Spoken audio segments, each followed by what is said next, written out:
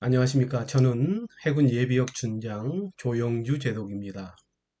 여러분, 아덴만 여명작전을 기억하고 계시는지요? 저는 2011년 1월 21일 소말리아 연안 아덴만에서 당시 최영 함장 겸 청해부대 육진 부대장으로서 아덴만 여명작전을 현장에서 계획을 수립하고 전투를 수행하는 현장 지휘관 임무를 수행하였습니다. 당시 선원이 인질로 붙잡힌 구출 작전은 항공모함을 비롯한 막강한 전력을 보유한 선진 해군이라도 성공적으로 작전 수행을 보장할 수 없는 그런 어려운 작전이었습니다. 그러나 우리 청해부대는 머나먼 해에서 최영합이라는 구축함 한 척으로 어, 정말 작전을 성공적으로 완벽하게 수행함으로써 세계를 깜짝 놀라게 하고 우리 대한민국과 우리 군의 명예와 위상을 크게 드높일 수 있었습니다.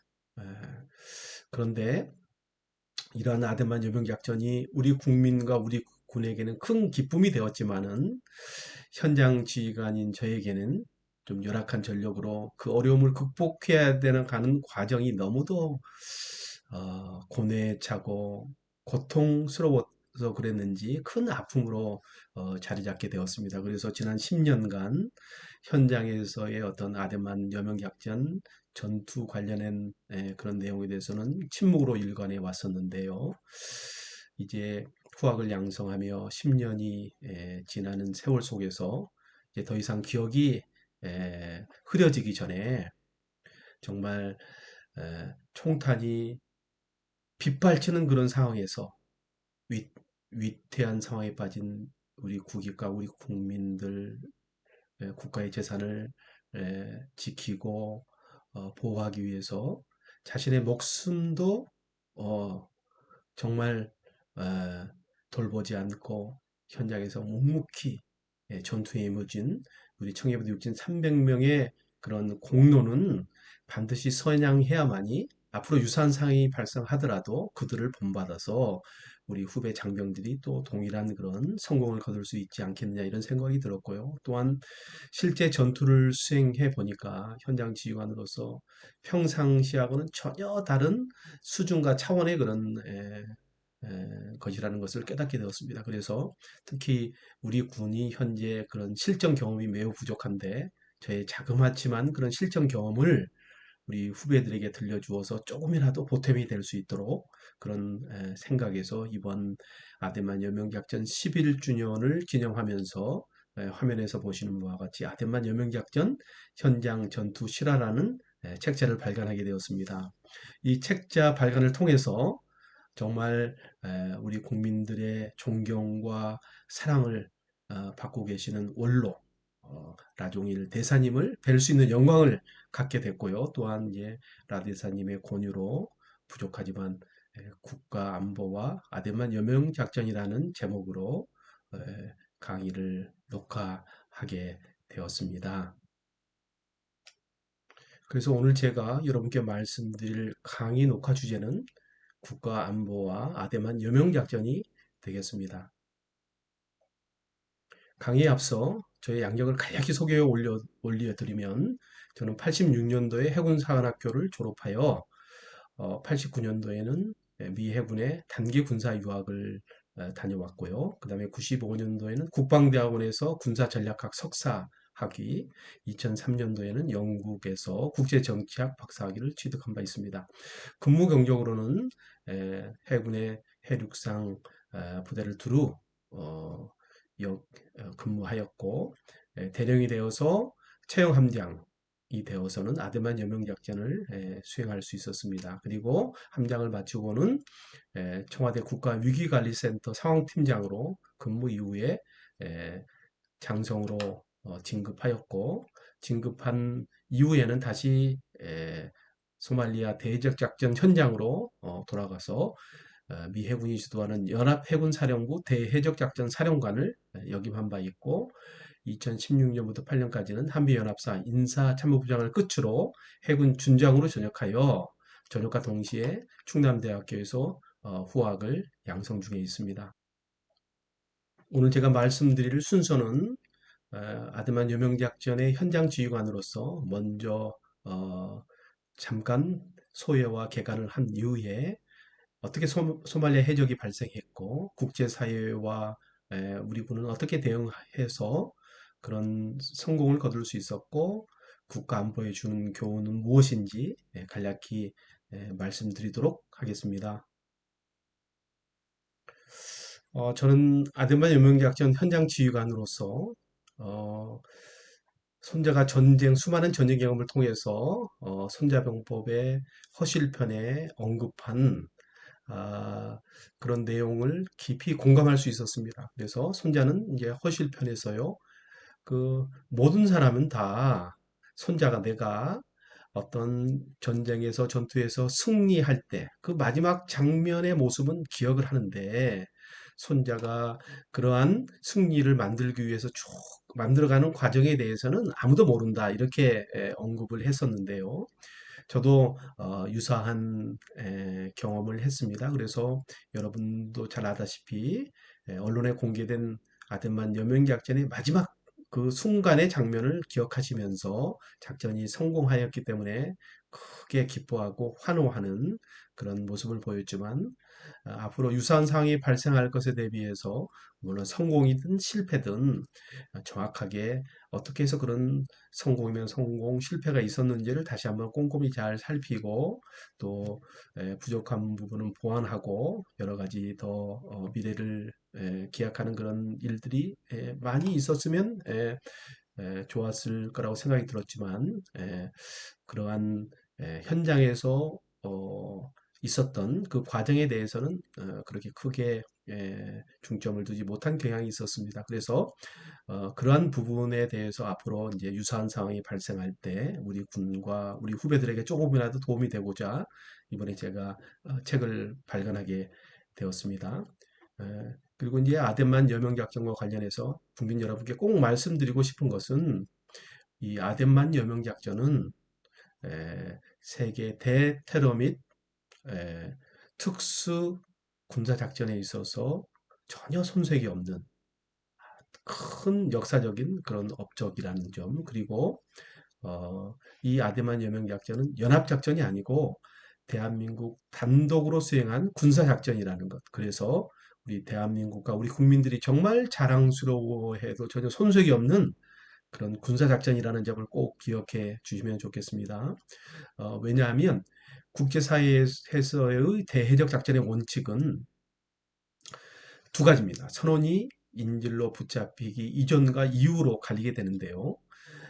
비록 선박이 해적에게 피납되었지만 선원들이 인질로 붙잡히기 이전까지는 연합해군들이 서로 힘을 합쳐서 대해적 작전을 수행합니다. 그래서 우리 청해부대 UDT도 덴마크 레오파드라는 선박이 해적에게 피납되었을 때 선원이 인질로 붙잡히지 않았기 때문에 우리가 현장에서 가까이 있었기 때문에 구출 작전을 지원할 수 있었던 거거든요. 그래서 우리가 흔쾌히 수락하고 구출 작전 지원을 수락했지만 그러나 만약에 덴마크 선박의 선원이 인질로 붙잡혔다면 이제 그때부터는 이제 상황이 달라지는 것입니다. 그래서 선원이 인질로 붙잡힌 이후에는 이제 피해 당사국 덴마크면 덴마크, 우리 대한민국은 대한민국 이렇게 단독 국가 작전으로 이제 전환이 되도록 되어 있습니다. 그래서 우리 3호 주올리오가 소말리아 해적에게 오만 동남방에서 피납되었다는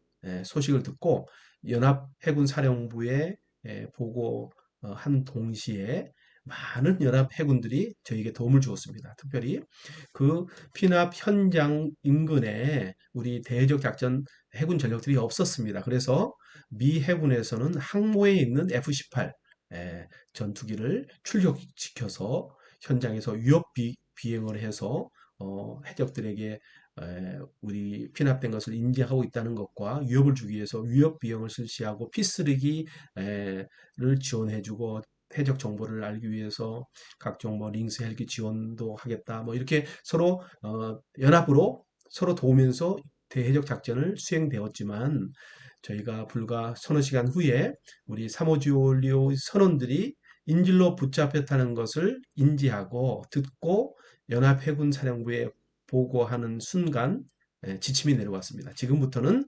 선원이 인질로 붙잡힌 이후에는 연합해군들은 아무것도 도와줄 수 없다. 아, 우리 대한민국 해군이 국가통수기구의 지휘체계를 따라서 지침을 받아서 단독 국가작전을 수행할 것 이렇게 지침을 받았습니다. 정말 그때 머나먼 해외에서 채왕 구축함 한 척, 대령 신분으로 이 정말 선진국 해군도 감당하기 어려운 그런 인질 구출 작전을 수행해야 된다는 생각에 정말 참 그때의 에, 어, 많은 압박감과 그런 것들이 지금도 밀려오는데요. 그래서 이 아데만 여명 작전은 그런 열악한 여건 속에서도 우리 대한민국 국군이 해군이 독자적으로 단독으로 군사작전을 수행해서 세계를 놀라게 하는 성공적인 업적을 남겼다. 이 부분에 대해서 국민 여러분께서는 꼭 기억하시고 정말 자랑스러워 세계에 내놓고 자랑스러워해도 조금 손색이 없는 그런 작전이라는 것을 꼭 기억해 주시길 바라겠습니다. 그 다음에 이제 두 번째 말씀드리고 싶은 것은 비록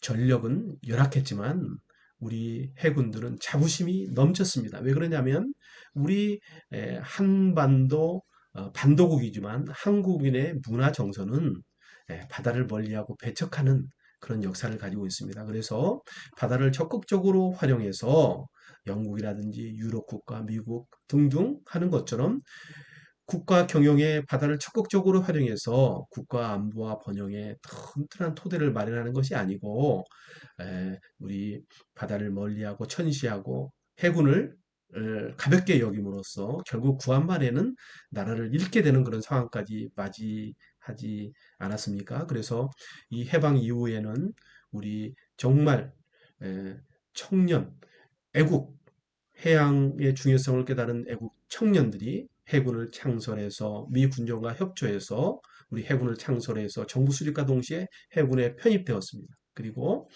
국가가 경제적으로 어렵기 때문에 군함을 못 주니까 성금을 모아서 해에서 군함을 도입해 오고 그 다음에 이후에도 계속적으로 우리의 바다는 우리가 만든 군함으로 반드시 지키겠다는 그런 각오를 다지고 그 전통이 계승되어 와서 마침내 오늘날 우리 해군으로 발전이 이루었고 선진 해군에 비해서 정말 전력은 열악하지만 우리 대한민국 해군은 머나먼 아프리카 연안 인도양에서 우리 국민과 선박이 해적으로부터 위험을 당할 때 구축함을 파병해서 군사작전을 수행해서 우리 국민과 우리 국가의 재산을 지킬 수 있다는 데 크나큰 자부심을 가지고 있었습니다. 그럼에도 불구하고 우리 당시 청해부대는 선진국 대비해서 큰 차이를 볼 수 있는데요. 여러분께 간단히 말씀드리면 2009년도와 11년도에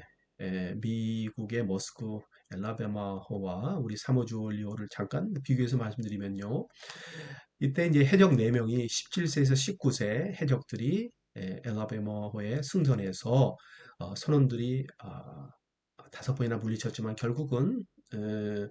결국 해적들이 승선해서 선박을 피납하였습니다. 그러나 선원들이 기지를 발휘해서 해적들을 비록 선장님은 구명정에 같이 해적과 타서 피납되었지만 해적을 물리칠 수 있었습니다.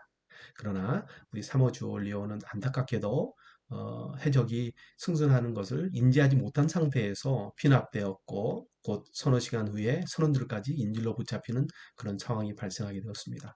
특별히 사모 주올리오를 피납한 해적들은 13명이었는데요. 나이도 19세에서 29세로 전투 경험이 많은 그런 군인 출신들과 그런 해적들로서 밝혀졌습니다. 당시에 미 머스크 엘라바마호 선장은 이 구명정의 해적 4명과 함께 서로 인질로 붙잡힌 상태였고요. 우리 선원들은 3호 레오에 전부 인질로 붙잡힌 상황이었습니다. 이러한 인질 구출 작전을 위해서 미 해군 같은 경우에는 바로 사만토급 항공모함이라고 할 수 있습니다. 상륙함, 박서함과 그다음에 이지스 구축함, 호위함, 우리 석 선장님을 후송해 준 것 같은 SS-60 2대, 특별히 이제 해적 정보를 확인할 수 있는 중형 UAV 스캔 이글을 가지고 있었고요. 바로 본토로부터 FBI 협상가가 현장에 출동하였고, 우리 UDT의 특수요원과 같은 데브그루 팀이 미 본토로부터 고공 수송기를 통해서 현장으로 투입되었습니다.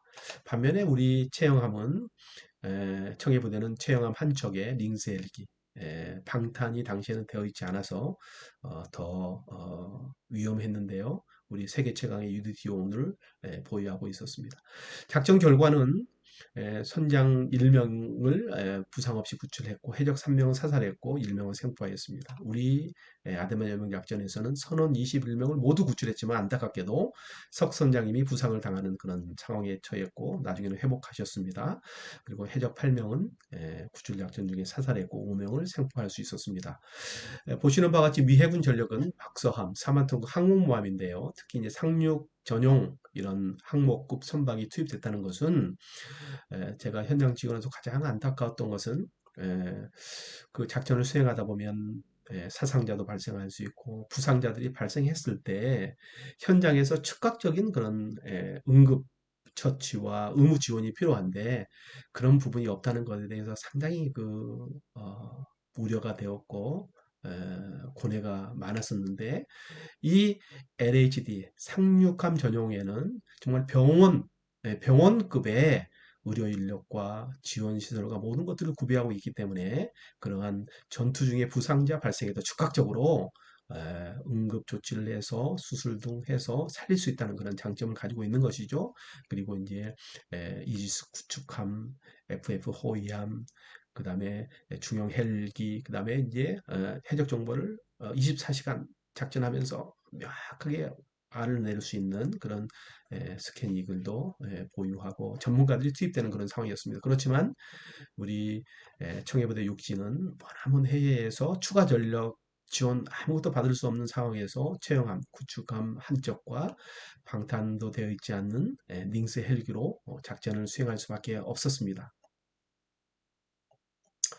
이렇듯 기본적으로 인질 구출 작전을 수행해야 될 수단, 전력들이 이제 부족하다 보니까 어떤 전투를 수행하는 전략적 측면에서 목표, 수단, 방법 3요소로 이제 구성이 됩니다. 그러나 이제 우리 선박과 선원, 인질로 붙잡힌 선원을 구출하라. 이 목표는 분명한데 수단 측면에서 미 해군이나 프랑스, 영국 해군처럼 즉각적으로 항모를 투입하고 추가 전력을 특수 작전 헬기를 투입하는 등 이러한 조치가 불가능한 그런 상태였습니다. 그렇기 때문에 현지에 있는 전력 가지고 수단은 이제 제한이 되고 오로지 방법을 통해서만 작전을 성공적으로 이끌어야 했기 때문에 현장 지휘관으로서 고뇌가 더 컸다고 말씀드릴 수 있겠습니다. 그래서 현장 지휘관으로서 반복적인 측면에서 위험하지만 최영함을 21세기, 16세기 우리 충무공 이순신 제도께서는 거북선을 유형 철갑을 통해서 우리 병사들을 보호했다면 우리 최영함은 21세기 거북선이 되어서 무형으로 최영함의 월등한 능력으로 해적을 제압하고 우리 UDT-요원이 안전하게 승선해서 해적을 제압할 수 있는 그런 작전을 수행할 수밖에 없었습니다. 그래서 이러한 청해부대 육진 300명 용사들은 정말 자신의 목숨이 위태로운 상황에 처할 수밖에 없었습니다. 그런데 우리 자랑스러운 300명 용사들은 정말 참군인 정신으로 조금 더 두려워하지 않고 총알이 빗발치는 상황에서 용감히 싸워서 정말 세계를 놀라게 하는 그런 작전 성공을 이룩할 수 있었습니다. 따라서 우리나라도 앞으로 유사한 상황이 발생할 수밖에 없고 발생할 수 있는데 이러한 상황에 대비해서 우리 군과 후배들이 이런 청해부대 육진 300명 용사들의 그런 모험적인 자세와 사례를 본받아서 앞으로도 더 큰 성공을 이룩할 위해서는 이러한 청해부대 육진 300용사의 그런 참군인 정신을 선양하고 계승 발전할 필요가 있겠다.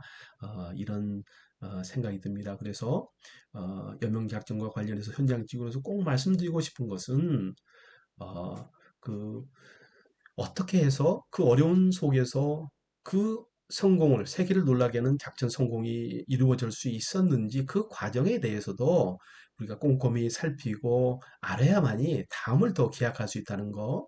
그리고 아데만 여명작전은 연합작전이 아니고 우리 대한민국의 자랑스러운 단독 군사작전이라는 거.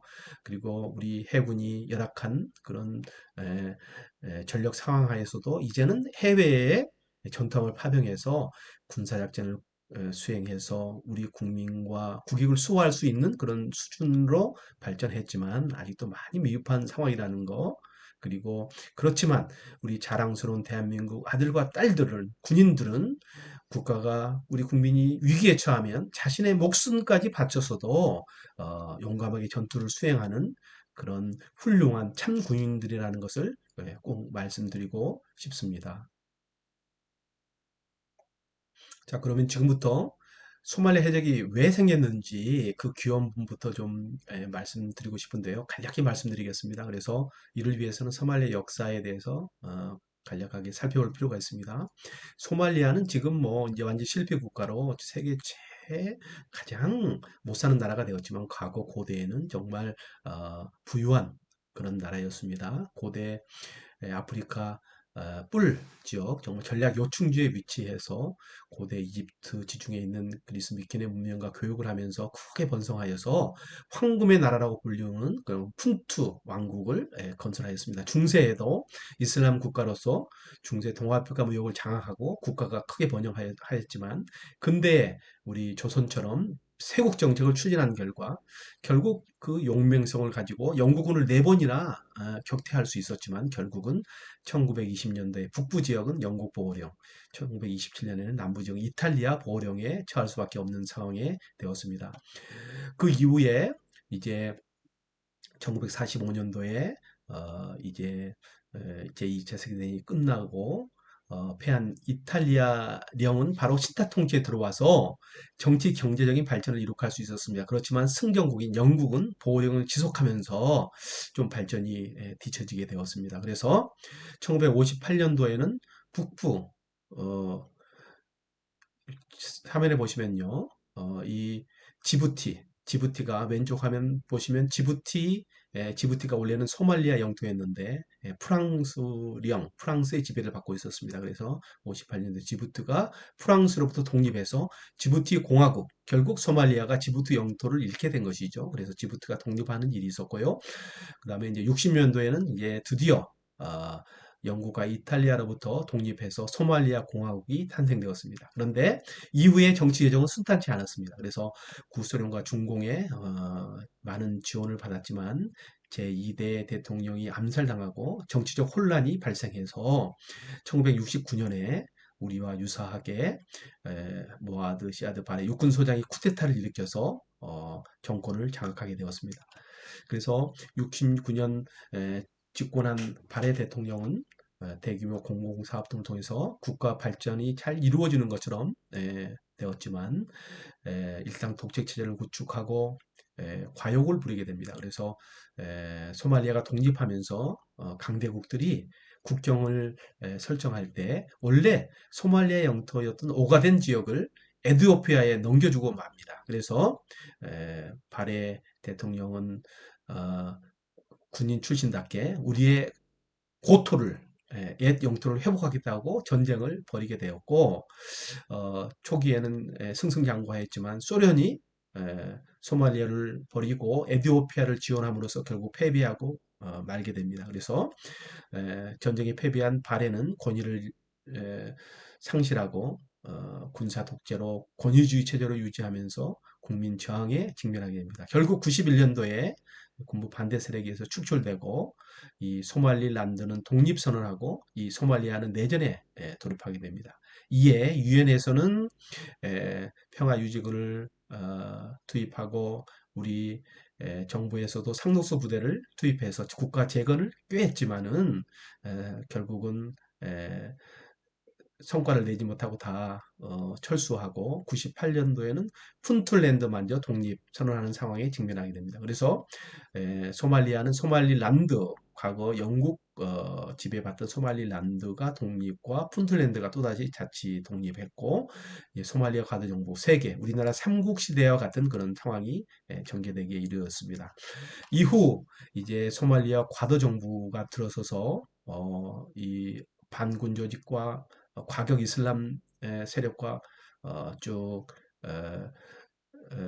대항해서 국가 재건을 꾀했지만 어려움이 많았고, 2009년, 2012년도에 들어서 유엔과 특히 아프리카 연합의 그런 협조와 도움을 받아서 소말리아 과도정부는 이슬람 반군을 축출하는데 크게 성공해서 마침내 영구 소말리아 연방정부를 설립하게 이르렀습니다. 그래서 1대, 2대 대통령을 거쳐서 현재 2월 25일 날 3대 대통령 선거를 실시할 예정입니다.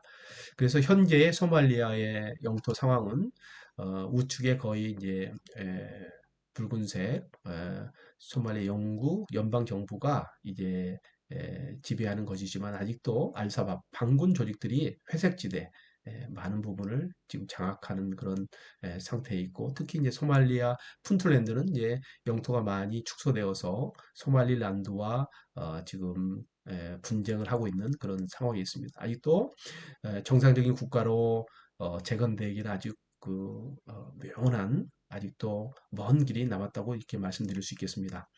이러한 소말리아에 대해서 간략히 이제 말씀드리면 국명은 소말리아 연방공화국이고요. 인구는 1,540만 명이고 면적은 우리나라 3배 영토를 가지고 있습니다.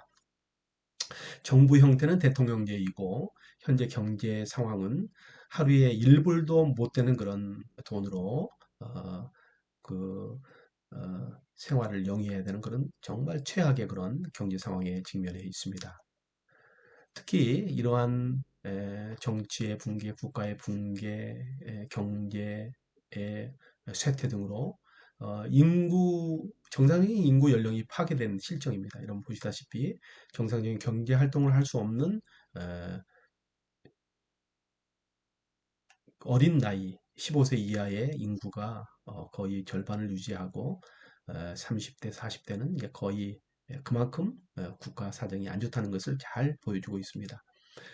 사진으로 보시면 정말 어려운 그런 상황이죠. 근데 소말리아는 정말 황금 어장을 가지고 있습니다. 참치 등 정말 풍부한 어장과 전략적 욕심지를 살려서 제대로 된 국가 지도자만 나와서 정치 체계를 세우고 국가를 경영하면 크게 부흥할 수 있는 그런 나라임에도 불구하고 그런 국가 지도자의 부재와 정치 체제, 경제 체제의 붕괴로 이 소말리아의 국민들은 정말 처참한 생활을 하고 있다고 말씀드릴 수 있겠습니다.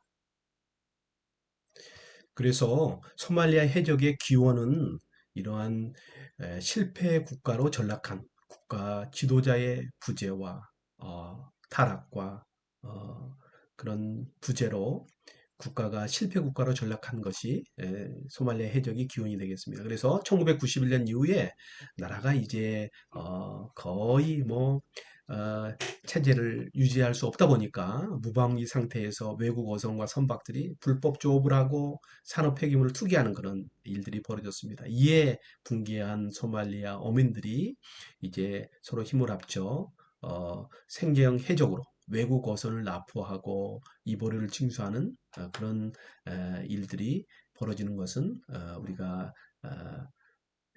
바로 예상할 수 있겠습니다. 그래서 2000년까지 이러한 상황이 이어졌다가 2000년도에 들어서면서 이제 본맛을 알게 된 사람들이 이제 군부가 주도적으로 이제 본격적으로 개입을 하게 됩니다. 그래서 2004년도에 이제 해적 조직을 결성하고 이것들이 이제 아주 성과가 좋다 보니까 2009년도에는 해적 증시가 개장될 정도로 비즈니스화되고 전문화되고 그리고 소말리아인들은 이러한 해적 행위를 주권 행사와 같다고 이렇게 생각하고 최유망 직업으로 인식하는 그런 경향을 보였습니다.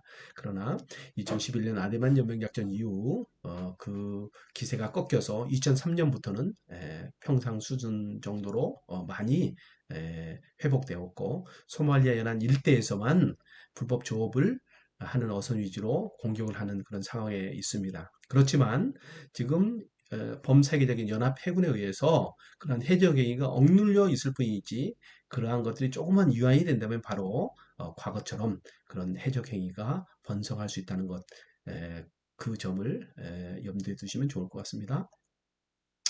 이러한 소말리아 조직은 지역 군벌, 군인들이 자금도 지원하고 투자자 군벌들이 있고 그 다음에 실제 해상에서 납치하는 납치조가 있고 그 다음에 이를 지원해주는 그런 지원조로 구성되어 있습니다. 그래서 우측 화면에서 보시는 바와 같이 푼틀랜드 지역에 크게 푼틀랜드, 히라데라, 메르카 지역 이 큰 부족 중심으로 세 개의 큰 집단으로 해적 조직이 구성되어서 총 15만 5천 명이 2010년, 11년 당시에 하루 약 300명이 해상에서 활동하는 수준을 유지하고 있었습니다. 해적들의 무장은 AK-47 소총, PKM 기관총, RPG-7 대전차 로켓포였는데요.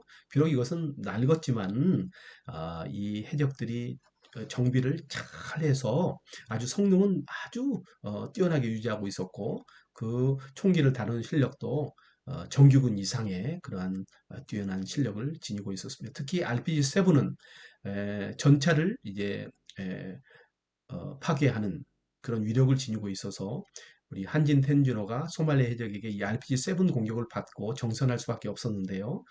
당시 선장의 얘기를 들어보면 마치 그 큰 몇만 톤급 우리 대형 컨테이너선이 침몰하는 것으로 생각할 정도로 그 위력이 강했습니다. 또한 이러한 해적의 활동의 범위는 2008년까지는 소말리아 연안과 아덴만 일대에 있었지만 2009년부터 이제 오만 그다음에 파키스탄 그 인도양 외해까지 이렇게 확대되어서 해적들이 하루에도 수십 차례 공격을 하고 일주일에 무고한 선박 한두 척을 그대로 소말리아로 납치해가는 그런 상황이 벌어졌습니다.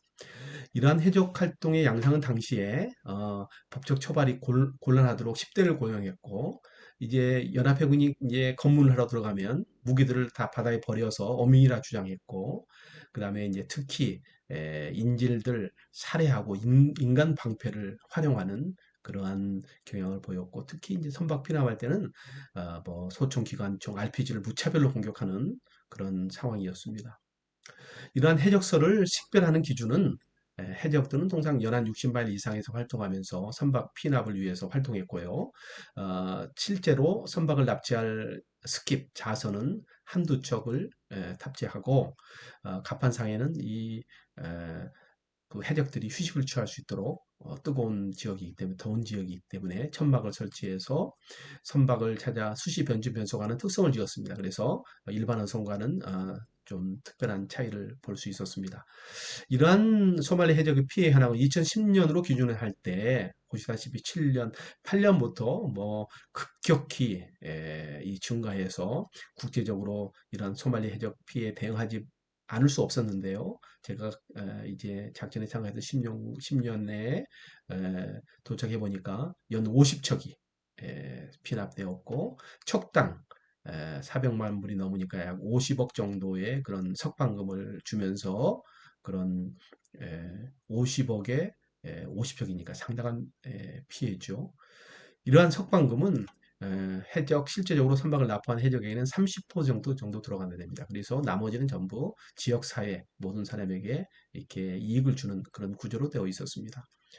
이러한 소말리아의 피해에 대응해서 국제사회가 이제 2008년부터는 이제 본격적으로 대응을 하지 않을 수가 없었습니다. 그래서 2008년부터 유엔 안보리 결의안을 통해서 소말리아 영해에 진입해서 군사작전을 허용하고 전 세계의 함정 항공기 파견해서 대해적 작전 수행을 요청하였습니다. 그리고 2008년부터 10년까지 이제 소말리아 내륙의 군사력 사용을 승인하고 해적 용의자를 처벌할 수 있도록 그런 결의안을 통과했고 특히 이제 수하 해법과 수하 의정소를 통해서 군함의 해적을 구금하는 것을 정당화하는 조치를 했습니다. 또한 세이드 국제 포럼을 창설해서 소말리아 인근 8개국에 대해서 협력해서 소말리아 해적에 대응하는 체제를 구축했고 해적 자금도 흐름도 차단해서 대해적 작전 대응 태세를 유지했고 가장 중요한 것은 해적 대응 요령 베스트 매니지먼트 프로시저라고 하는데요. 해적 대응 요령 BMP라는 그런 지침을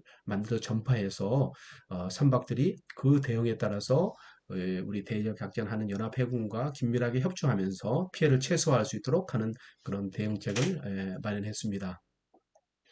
특별히 국제사회는 급격히 늘어난 해적 피해 대응에서 군사작전이 필요했습니다. 그래서 미국, EU, 나토가 주도하는 세계 기동부대를 창설해서 대적 작전을 수행하게 되었습니다. 그래서 이 3개 대적 작전 부대가 작전을 수행하지만 수평적으로 협조 관계를 유지하고 우리나라처럼 단독 국가 함정은 미 5함대 주도 하에 이러한 기동 부대들과 서로 협조해서 작전을 수행하는 체제를 구축했습니다. 화면에서 보시는 바와 같이 작전 해역은 한반도 면적이 40배에 이르는 그런 광활한 구역이었고요. 우리 청해부대는 주로 아덴만 일대에서 아덴만 소말리아 북방 아덴만 홍해 입구에서 호송 작전을 주로 수행했고 우리나라 선박들은 연 500여 척이 활동을 하였습니다.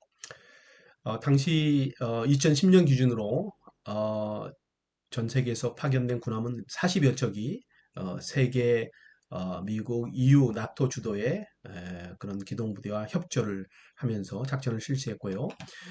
현재까지 이제 미국과 EU 주도 기동부대는 작전을 수행하고 있고 나토는 16년도에 작전을 종결하고 현재는 작전을 수행하지 않고 있습니다. 아, 우리 대한민국에서도 이제 대지역 작전에 참가할 수밖에 없었는데요. 결정적으로 2008년도에 루비 브라이트호가 이제 해적에 편압되면서 어, 더 이상 지체할 수 없는 우리 한국인을 보호하고 우리 국익을 수호해야 한다는 필요성에 의해서 2008년 10월에 정부 합동 실사단을 바레인과 지부티에 파견했고 2009년도에 동의안을 국회 통과해서 3월 13일 날 드디어 대한민국 국군 역사 최초로 전투함을 해외 파병해서 대해적 작전을 수행하는 군사 작전을 수행하기에 이르렀습니다. 이러한 청해부대의 임무는 이제 아덴만 일대에서 국제 공고 이 통항도라고 하는데요. IRTG에서 우리 선박을 비롯한 세계 선박을 호송하는 임무를 주로 하면서 그 이외에 미 주도 대지작전 부대, EU 부대 등등과 해양 안보 작전 등을 수행하는 것이었습니다. 조직은 구축함, 함장이 부대장 임무를 겸임하였고 UDT, 링스 항공대 그리고 해외 원정 작전을 지원하는 지원대로 구성되어 있었습니다. 이러한 청해부대 육진, 최영함의 작전 성과는 아드만 여명 작전이 대표적으로 알려졌지만 당시 우리 선원이 타고 있던 골든 레이크 800호에서 뇌중탕 환자가 발생했을 때 즉각적으로 그 미오함대 협조해서 우리가 멀리 떨어져 있었기 때문에 긴급 응급 조치를 받도록 했고 그때 군미 305 온양어선이 소말리아 해적에 피납되어 있었는데 많은 우리 국민들이 아데만 여명작전 때문에 우리 군미 300호 선원들이 위험에 처하지 않을까 걱정했지만 그 반대로 소말리아 해적들은 이 아데만 여명작전 대한민국 우리 해군의 국군의 전투력에 상당히 위압감을 느끼고 한 달도 되지 않아서 바로 석방시켜주는 그런 일이 있었습니다. 그럴 때 석방되었을 때 EU와 협조해서 우리 금미 305가 오만 살랄라로 안전하게 입항하도록 그렇게 지원하였습니다. 그리고 또한 리비아 우리 국민 리비아에서 내란 일어나고 그다음에 국가적인 큰 혼란이 있었을 때 우리 국민을 구출하는 철수시키는 그런 작전을 성공적으로 수행했고 마지막으로 한진 텐주노 구출 작전도 성공적으로 수행한 바 있습니다. 그래서 아데만 여명 작전 다음에 이 아덴만 일대에 골든 레이크 금미 305 보호 응급조치, 그 다음에 리비아 우리 국민 철수작전, 한진텐지로 구출작전들을 성공적으로 수행할 수 있었습니다. 당시 저는 최영함장 겸 청해부대 육진 부대장으로서 해적에게 선원이 인질로 붙잡힌 우리 3호 주올리오를 구출하는 작전을 수행할 수밖에 없었는데요. 당시 상황을 저는 외통수라고 생각하고 있었습니다. 그래서 제가 최영함장으로 부임한 날짜가 3월 25일인데요. 3월 26일 날 천안함 피격 사건이 발생했고 4월 4일에는 4월 6일에 3호 드리머가 머나먼 해외에서 소말리 해적에 피납되고 이어서 링셀기가 추락하고 연평도 포격 도발이 발생하고 고소정이 침몰하는 이런 많은 국내적으로 그런 국가 안보에 가장 매우 위급한 그런 안보 상황에 처했습니다. 그래서 저희가 이제 2010년 12월 말에 이제 청해부대 육진으로서 임무를 수행했는데요. 당시 상황은 우리 군이 이제 더 이상 특히 이제 피납되었던 3호 드리머가 세계에서 가장 당시 많은 석방군 950만 불을 지불하고 이제 석방되면서 많은 비난이 우리 군에게 에, 들이닥쳤습니다. 그래서 과연 군이 뭐 하는 거냐? 그래서 이제 우리 청해부대 육지는 만약에 또다시 해적에게 우리 선박이 피납된다면 반드시 구출 작전을 수행할 수밖에 없는 그런 정말 한 발자국도 뒤로 물러설 수 없는 그런 상황에 처했다고 말씀드릴 수 있습니다. 그래서 이러한 구출 작전을 수행해야 된다는 그런 염두에 든 현장 지휘관으로서 정말 고뇌와 에, 이러한 그러한 상황에 대비하는 큰 에, 어려움이 있었다는 점을 말씀드릴 수 있겠습니다.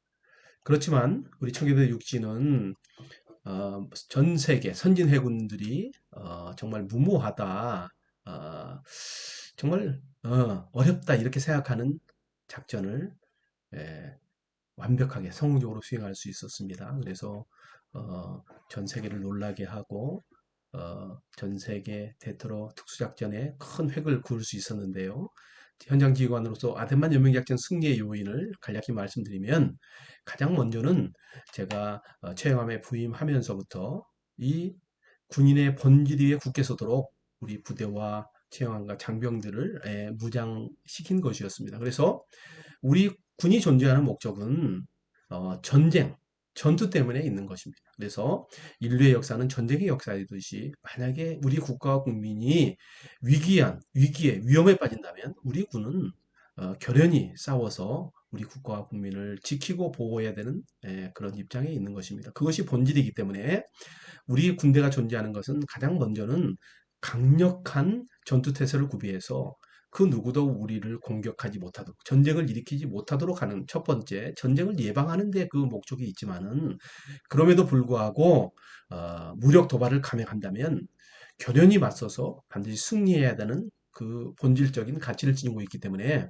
우리 최영함과 청해부대는 항시라도 우리 전쟁 전투를 하는 게 우리의 가장 최고의 임무고 또 그러한 상황이 발생한다 그러면 우리의 목숨까지도 자기 이익이 아닌 자기 헌신의 자세로 군인 본분으로서 죽기까지 국가와 국민을 위해서 충성을 다해야 한다는 것을 강조하였습니다. 그래서 특별히 우리 헌법 5조 2항에 대한민국 국군은 국가의 안전보장과 국토방위의 신성한 의무, 그 모든 직업에 신성한 의무를 수행한다는 군인밖에 없다는 점을 강조해서 이러한 군인의 본질로서 기본적인 두 가지 전투를 하루도 잊지 말고 그 다음에 내가 목숨까지도 바쳐서 우리 국가와 국민에 충성해야 된다는 것을 강조하였습니다.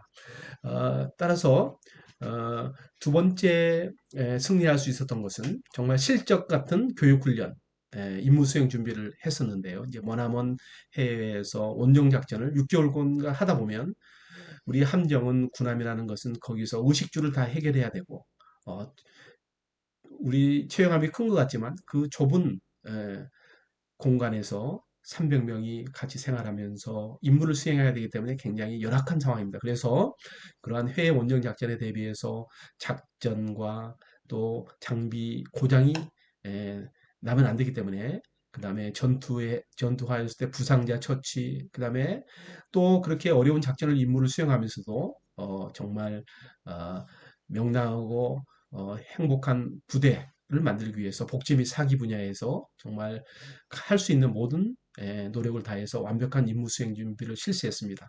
특히 일반적으로 제가 이제 함장 갔을 때 너무 어려운 상황이었는데요. 국가 안보적으로 거의 준전시 상황에서 8개월 동안 임무를 수행했는데요.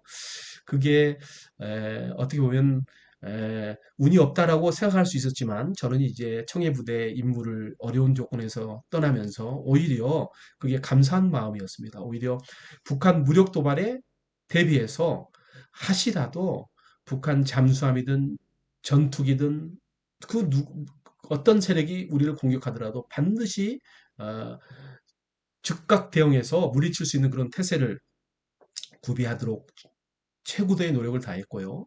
또한 그러한 자신감을 가지고 전투 대응 태세를 유지할 수 있었습니다. 그렇기 때문에 이제 그러한 기본이 탄탄하게 군인으로서 갖춰졌기 때문에 이제 어려운 청해부대 작전을 갈 때도 마음이 든든하고 또 잘할 수 있다는 그런 자신감으로 충만할 수 있었습니다.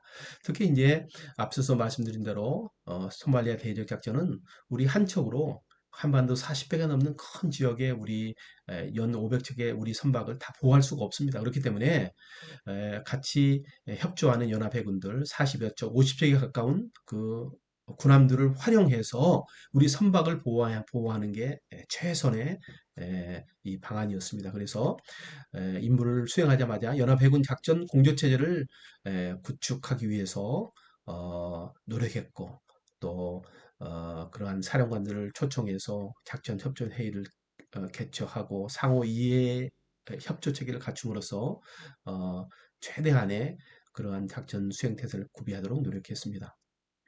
그래서 철저한 사전 준비, 정말 실전처럼 교육 훈련을 했고요. 그래서 현장에서 협조 체계를 강화하기 위해서 많은 노력을 기울였습니다. 아드만 여명작전 승리 요인의 이제 다음 요인으로는 현장에서 과감한 작전 임무 수행 자세를 견지한 것입니다. 그래서 어느 정도 이제 우리 3호 드리머가 많은 석방금을 주고 풀려났기 때문에 해적들이 이제 대한민국 선박을 타겟으로 할 것이라는 것을 예측했고 또 그러한 피납 상황이 발생할 것이라고는 어느 정도 예측을 하고 있었기 때문에 임무를 수행과 동시에 미국이 주도하는 CTF-151 사령관을 우리 채용함에 초청해서 3호 주얼리오 피납 3일 전입니다. 3일 전에 성사가 되어서 같이 작전 협조회를 했었고 마침 그때 사령관이 파키스탄 완스타 제독이었습니다. 그래서 나중에 우리 3호 주얼리오가 그 큰 대양에서 여러 장비를 끄고 이동해 버리면 찾기가 정말 어렵습니다. 해안가에 모래밭에서 바늘 찾듯이 어렵기 때문에 파키스탄 바보함이 인근에 작전을 하고 있어서 파키스탄 에, 사령관을 통해서 바보함이 이 우리 3호 주올리오를 감시하면서 우리에게 정보를 알려주도록 그런 조치를 할 수가 있었습니다. 그리고 앞서 말씀드린 대로 덴마크 상선 레오파드가 소말리아 해적에 피납되었을 때 우리 UDT가 즉각적으로 구출 작전을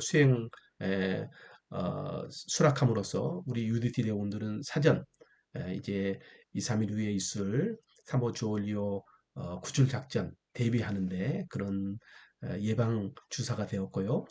특히 이제 스페인 군수 지원함 파치노함 접촉 사고 때에도 참으로 어려운 상황이었는데 우리 체행함 우측이 이제 현측이 좀 이 구겨지는 그런 좀 접촉 사고가 있었는데 그 나중에 이제 구출 작전을 하고 보니까 어, 그, 그 우측에 조금 이렇게 피해가 있어서 그 체험함 우측으로 접근을 했는데 그 방향이 우리 선원들을 안전하게 보호하는 그런 방향이 되었더라고요. 그래서 그 당시에는 정말 어렵고 안 좋은 것으로 생각할 수도 있었지만 그것을 긍정적으로 생각하고 결국 작전을 수행하고 나니까 그 접촉 사고마저 결국은 아데만 여명작전의 대성공을 거두는데 어, 꼭 필요한 사항이었다는 것을 깨달을 수 있었습니다.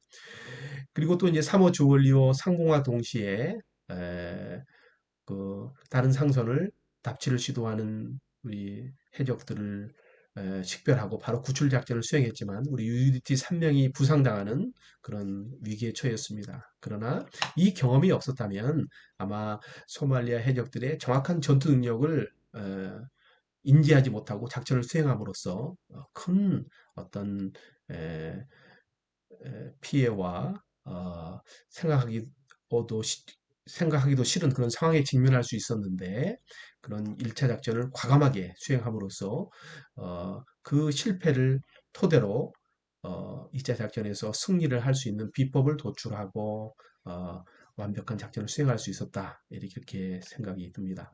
마지막으로 이제 여명작전 승리 요인은 임명부대주의였습니다. 그래서 현장에서 작전을 수행하면 머나먼 해외에서 만약 상급 부대에서 일일이 개입하고 이런다 그러면 작전 수행하기가 정말 어려운데 임무형 부대주의를 통해서 국방부 장관님을 비롯해서 국가 지도부에서 현장 전투부대를 전폭적으로 신뢰해서 작전을 할 수 있도록 해주셨습니다. 그래서 큰 도움이 됐고요.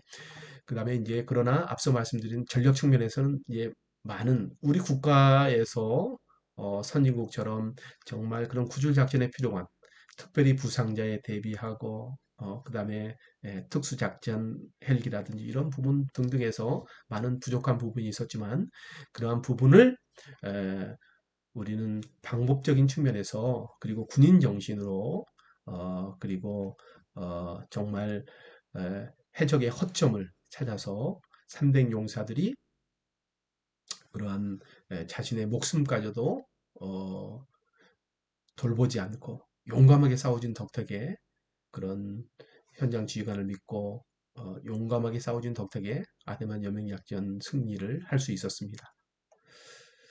이러한 아데만 여명작전을 통해서 국가 안보에 주는 교훈을 여러분께 간략히 말씀드리면 제일 먼저는 해상 교통료의 중요성을 재인식할 필요가 있다는 것입니다. 그래서 현재 우리나라는 반도국, 더군다나 이제 북으로 진출이 막히기 때문에 섬나라고 할 수 있는데 이러한 해상 교통로가 차단된다면 국가의 생존과 번영에 정말 치명타를 입게 됩니다. 그래서 정말 해상 교통로, 바다가 해군이 중요하다는 것을 좀 인식해 주셨으면 감사하겠고요.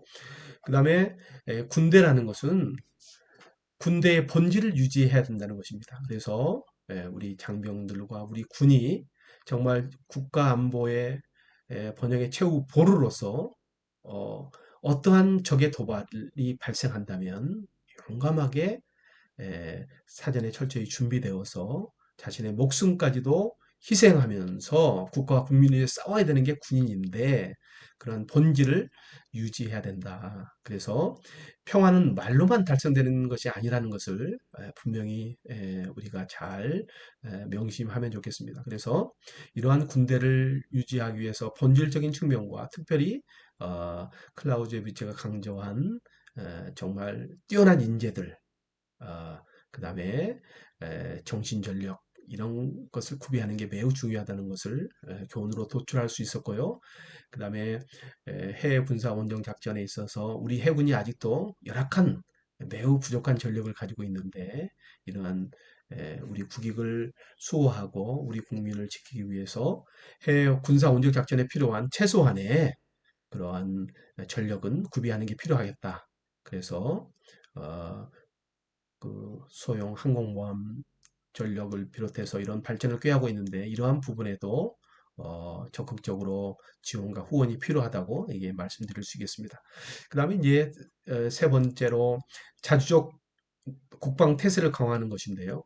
결국 결정적인 순간에는 우리 스스로 문제를 해결할 수밖에 없는 상황이었습니다. 그렇기 때문에 현재 아시아 태평양 지역 우리 바로 코앞에 남중국해에 세계의 거의 뭐 60% 달하는 해군력이 직결해 있고 군비를 증강하고 해군력을 증강하고 있고 3차 대전이 발생할 수 있는 그런 위기 상황으로 점점 이제 전개가 되어가는 것으로 예상이 되어서 매우 국가 안보의 위기 상황인데, 이러한 위기 상황에서 우리 국익을 수호하고 해양 국익을 수호하고 국가의 번영을 보장하기 위해서 해양 방위 능력을 강화하는 것이 시급하다. 이렇게 말씀드릴 수 있겠습니다.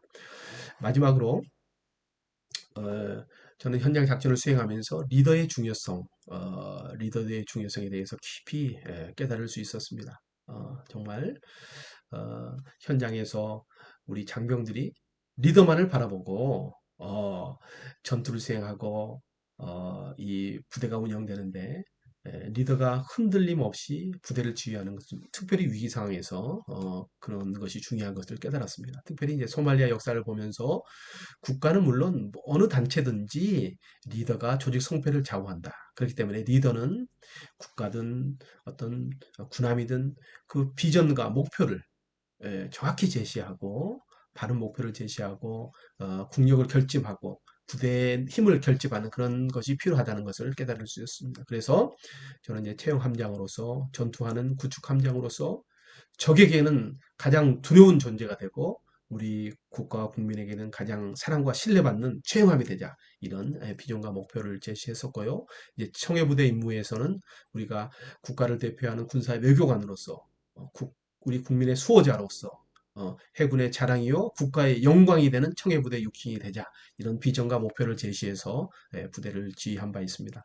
특별히 조직을 하나 되게 되는 힘이 매우 중요한데, 저는 조직은 리더십이라는 것은 어떤 수직 관계만 있는 것이 아니고 수평, 그 다음에 상하, 이런 전방이기 때문에 어, 어떤 지휘관으로서 리더십을 발휘한과 동시에 또 동료들 간에 우리 부대가 펠로우십을 유지하고 또한 팔로우십을 유지할 수 있도록 제 자신부터 부대 지휘의 공적인 영역에서는 리더로서의 활동을 하지만 어떤 기능 측면에서는 펠로우십, 우리 원 상사단과 거의 친구처럼 우리 장교들과 같은 동료로서 펠로우십을 발휘하고, 그 다음에 뭐 종교 활동 영역이라든지 제 전문성이 부족한 영역에서는 기능적인 측면에서는 팔로우십을 발휘하는 등 전 부대원이 이 각각의 맡은 영역에서 팔로우십과 펠로우십과 리더십을 발휘함으로써 최대의 그런 힘을 발휘할 수 있도록 그렇게 노력을 했습니다. 특별히 어느 조직이든 간에 인재 양성과 활용의 중요성이, 그래서 우리 청해부대 내에서 각각의 능력과 역량에 따라서 잘 활용함으로써 우리 청해부대 육지는 정말 어렵고 힘든 가운데에서도 행복한 병영 생활을 유지했다고 감히 자신 있게 말씀드릴 수 있겠습니다. 특별히 이제 위기를 극복한 지휘관으로서의 위기 시의 승리의 리더십은 정말 위기 현장에 직면해 보니까 정말 특별히 전투 상황, 실전 상황에서 우리 부하들의 생명이 위태하는 그런 위협에 직면하게 되더라고요. 그래서 처음에는 우리 UDT 요원들 30명을 만약에 상황이 발생하면 사지에 투입시키는 명령을 내릴 수밖에 없는 그런 어려움이 있었고, 그 다음에 나중에는 이제 전력이 열악하기 때문에 우리 체영함을 투입하다 보니까 우리 청해부대 육진 300명 모두가 위험에 처하는, 생명을 위협받는 그런 상황에 처했을 때 지휘관으로서 굉장히 어려움이 크게 찾아왔고, 그 다음에 작전이 반드시 성공할 수 있다고 보장할 수 없는 상황이었기 때문에 그러한 작전 성패에 대해서 책임을 지는 그런 용기가 특별히 필요했습니다. 그래서 어떤 조직이든 위기 시에는 그 조직에 직면한 위험과 책임적인 측면에서 리더는 그러한 것을 극복할 수 있는, 담대하게 그러한 책임과 위험에 맞설 수 있는 용기가 필요하고, 그 다음에 이제 그런 상황이 지속되다 보니까 정말 체력적으로 정신적으로 어려운 상황에 직면하게 되었습니다. 그래서 리더는 그런 극한의 상황에서도 잠을 며칠 동안 자지 못하고 그런 어려운 상황에서도 정신력과 체력을 필요하다, 이런 것을 뼈저리게 느꼈고요. 그 다음에 특별히 그러한 어려움 속에서 정말 정보가, 명확한 정보가 제공되는 게 아니더라고요. 그래서 많은 혼란과 혼돈이 있는데 그런 속에서도 명확하게 명철한 판단을 할 수 있는 능력과 그다음에 현장에서 그러한 과감하게 결단할 때 그런 큰 작전의 성공을 가져올 수 있다는 것을 깊이 깨달을 수 있었습니다. 마지막으로 우리 중공 이순 제도께서 말씀하신 필사직생이 맞더라고요. 제가 만약에 거기서 책임 때문에 제가 살려고 연연하고 뭐 이랬다 그러면 그런 아드만 여명작전은 탄생할 수 없었으리라고 저는 생각합니다. 그래서 군인으로서 장수로서 전투를 수행하는 것을 영광으로 생각하면서 나를 우리 청해부대를 희생해서 국가 국민을 구한다는 자세로 임했을 때 큰 성공을 맛보는 그런 체험을 할 수 있었습니다. 이제 결론입니다. 그래서 육당 최남선 선생은 이미 예언을 했습니다.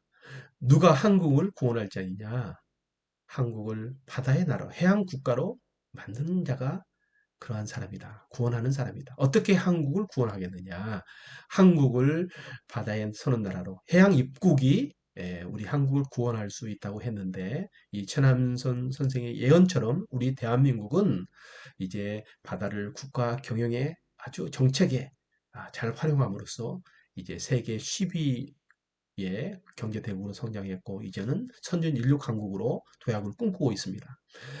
미국의 존 F 케네디 대통령도 우리 바다를 알고자 하는 것은 호기심 때문이 아니고 생존이 달려있는 문제로 보고 그런 해양 강국으로 특히 해군력 강국으로 미국을 세워서 현재 세계 패권국가 강대국 미국을 만든 걸 확인할 수 있습니다. 모쪼록 부족한 이번 제 강의 국가안보와 아대만 연명작전을 통해서 우리 시청하시는 회원님들의 국가 안보와 해양 안보에 대해서 조그만 그러한 에, 다시 한번 생각하게 되는 그런 기회가 될 수 있기를 간절히 바라겠습니다. 감사합니다.